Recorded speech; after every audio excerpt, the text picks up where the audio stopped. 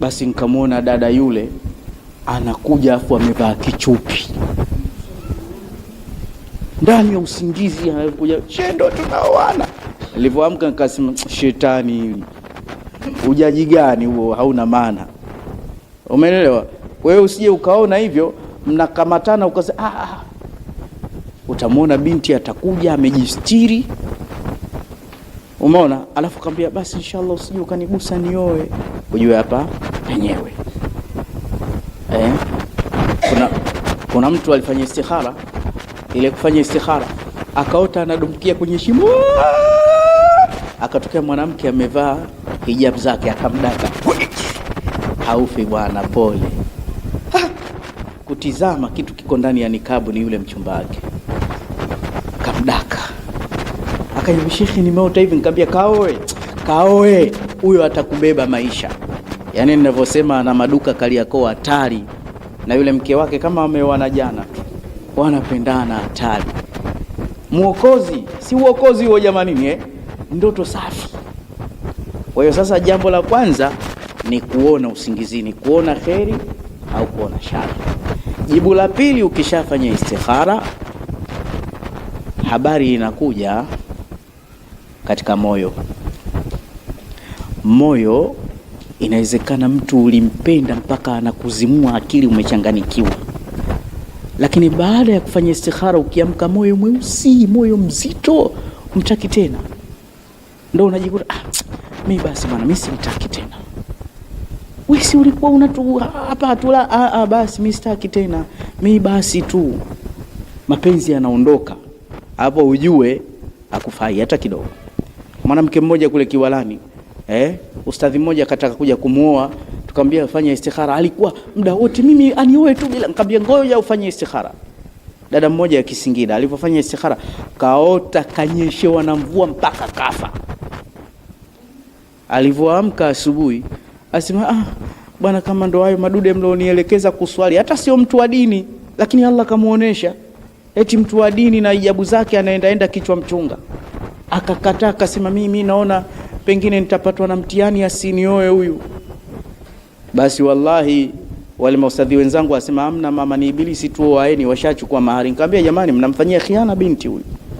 Wakaozeshwa. Wallahi alipata tabu maisha yote, sasa hivi wameachana vibaya hatari.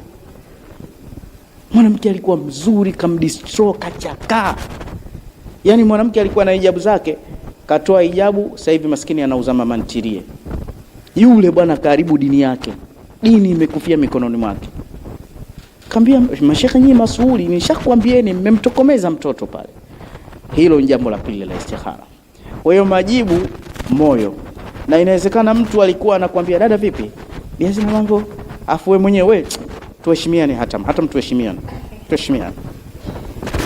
lakini ukajikuta umeswali istikhara, baada ya pale unaanza kumuelewa, wajua yule mbona kama ananipenda, afu naona kama mashallah na vile videvu yake, wao maswali wa Salmale, mchele hauna mawe.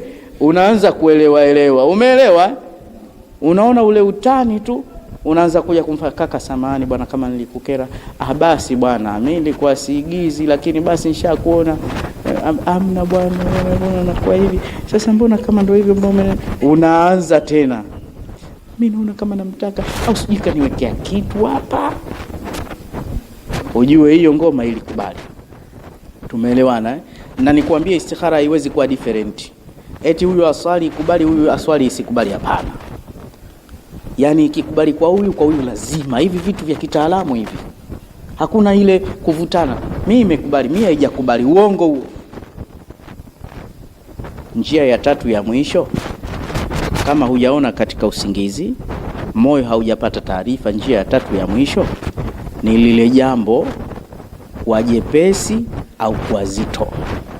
Yani unashangaa huyo mama mkwe mtarajiwa anakupiga neno zito mpaka useme hapa ndo unaingia hapa. Umeona? Hapa ndo unaingia hapa. Na wewe unaendelea kukoma, unasema vitu vingi vinatakiwa subira. Anakwambia wewe mtoto usitaki uolewe na mwanao. Unaona? Na nitakuroga wewe. Alafu mwenzio pia amzoee bi mkubwa atakuelewa tu. Umeona? Hawanipendi. Yani wewe bado unangangania tu. Na wallahi wewe nakwambia, basi unakuta jambo zito, upinzani mwingi, unaona unasukumwa. Hii ni ishara mbaya. Sawa, dalili ya mvua mawingu. Lakini hapo unakuta baada ya kufanya istikhara yale mambo mepesi. Yaani mepesi. Bwana vipi, mahali itakuwa shingapi? Si tunakutaka wewe tu. Twende bwana shekhe ukaoe. Bwana basi tuvute siku leo tukuozeshe. Chukua mtoto huyu. Basi unamkuta Yusufu, mimi nitakupa viti inshallah. Mimi nitakuchangia hiki.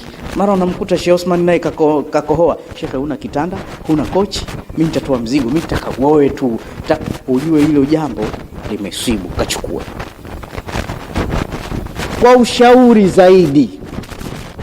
Kwa ushauri zaidi, sitaki ugomvi.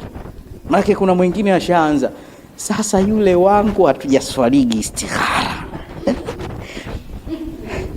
Au ndo jini niliweka ndani, ngoja nikafanye istikhara. Na utaoneshwa. Sasa hicho utakachooneshwa, mimi sisemi.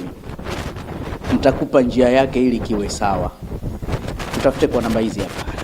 Hataki ugomvi kuambia tushavunja ndoa hizi. Maana kuna kitu mpaka unasema hichi kifo, na ukisha swali utakachoona utajua mwenyewe. Umeona? Hii hapa leo ni taaluma nimeleta kuswali kabla. Kama ushaingia kwa maji, ushavulia nguo, yaoge tu mdogo. Kufa si mbali, miaka 60 mbele utakata moto, yataisha. Unalo. Tumeona hizi namba hizi Umeona? Tunazo hizi namba hizi Pole ndugu yangu, ulovamia mambo, ulodandia gari kwa mbele. Limekupushi fuata Uislamu wewe, mtume tunaye. Tupigie kwa namba hizi kwa masomo na dua na mambo yote. Wassalamu alaikum warahmatullahi wabarakatuh. Usije ukasema Sheikh Osman